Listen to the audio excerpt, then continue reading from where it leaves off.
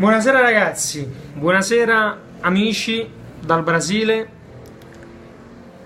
c'è anche il Cristo napoletano.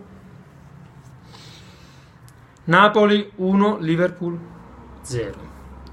Finalmente una vittoria che cancella l'amara sconfitta di Torino, sconfitta un po' che ha lasciato l'amaro in bocca. Non ritorniamo a parlare perché sennò i juventini dicono che piangiamo, però un aiutino qua e un aiutino là e già so forte. Poi ci sono anche questi aiutini piccoli ma numerosi, piccoli ma frequenti.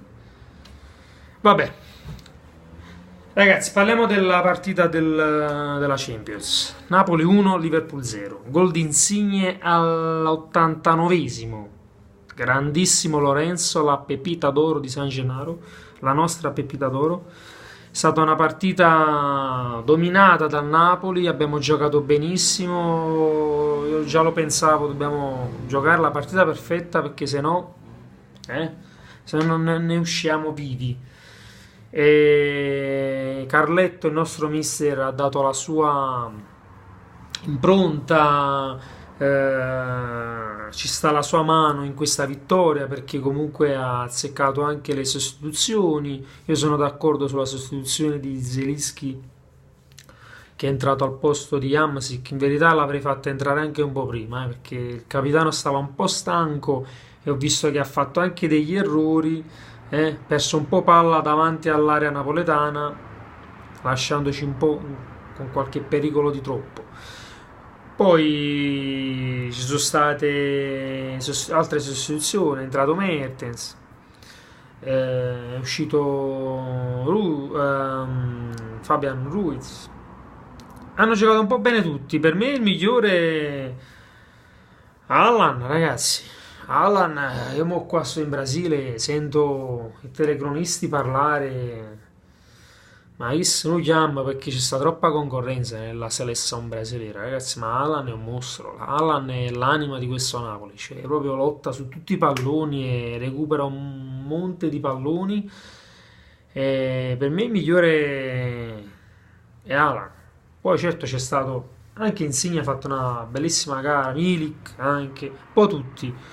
Chi non mi è piaciuto tanto è Hamsik, non so, l'ho visto un po' già stanco dopo una mezz'oretta, già lo vedevo, non lo so. Fabian Ruiz ha mangiato il gol, mamma mia, ma come si fa ragazzi, ma come si fa? Ma come si fa? Ma perché non tiro subito, no? A una scartata, una fase naturale. Comunque fortunatamente ci ha pensato Callejon, José Maria, passaggio rasotera per Lorenzigno e golazzo del napoletano, unico italiano fino all'ingresso di Verdi. Ragazzi, è un orgoglio per noi napoletani, spero anche per tutti voi tifosi d'Italia, perché comunque fa piacere che le italiane sono andate bene in questa Champions, questa settimana. Hanno vinto tutte e credo che tutte stanno più o meno al primo posto nel girone. Juventus e Napoli, l'Inter e la Roma. Mi sembra l'Inter sta a 6 punti insieme al Barcellona, differenza reti, sta la seconda, però la Roma anche sta andando bene, ragazzi. E finalmente superiamo nel ranking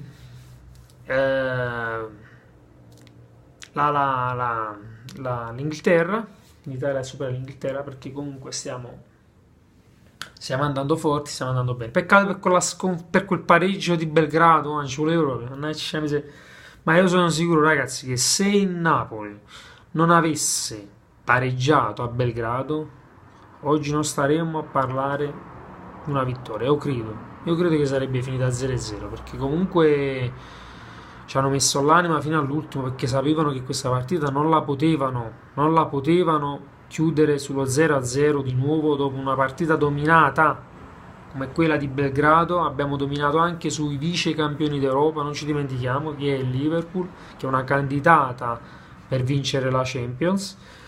Portiere credo il più forte del mondo, il brasiliano Alisson.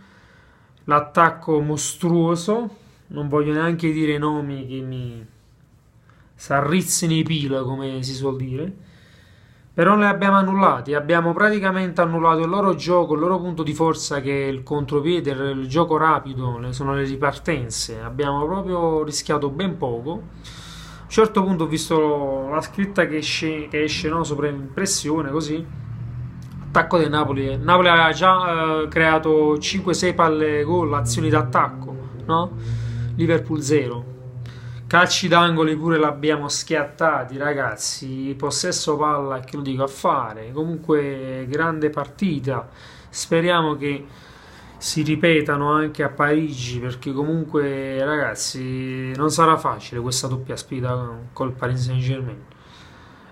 Mi auguro che comunque almeno un pareggio là e poi una vittoria a Napoli ci danno possibilità comunque di sperare ancora di più per questa qualificazione agli ottavi, perché siamo partiti proprio sfortunati con questo girone di ferro, ma ce la stiamo giocando, almeno ce la giocheremo fino in fondo e così è, così sarà anche in campionato, non ci abbattiamo per la sconfitta di Torino. Che dire, ragazzi, sono felice. Spero che... Vabbè, so che lo stimolo Champions, no? La spinta del San Paolo è una marcia in più, però dobbiamo dimostrare questa forza anche in campionato e anche al ritorno di Champions, perché ci aspettano partite difficili. Sassuolo in campionato, non ci dimentichiamo la prossima partita, poi ci sarà la sosta per chi gioca la nazionale e non ci dimentichiamo che il Sassuolo comunque sta andando bene, è la rivelazione di questo campionato. E niente, ragazzi, sono felice, mi fa piacere che hanno vinto tutte le italiane. Io tifo Napoli, tengo pure della samba qua, ogni gol del Napoli. Quando stavo a Napoli era il fischietto qua e questo qua. Non mi chiedete il nome perché non me lo ricordo, non voglio fare figuracce. Dopo chiedo a mia moglie brasiliana e niente, ragazzi. Forza Napoli. Iscrivetevi al canale se vi fa piacere. Se vi è piaciuto questo video, cliccate su mi piace. Noi ci sentiamo, ci vediamo e se volete ci scambiamo idee in chat sotto il video e il prossimo video dopo la partita con Sassuolo, credo. Un bacio a tutti, grazie per l'attenzione e forza Napoli!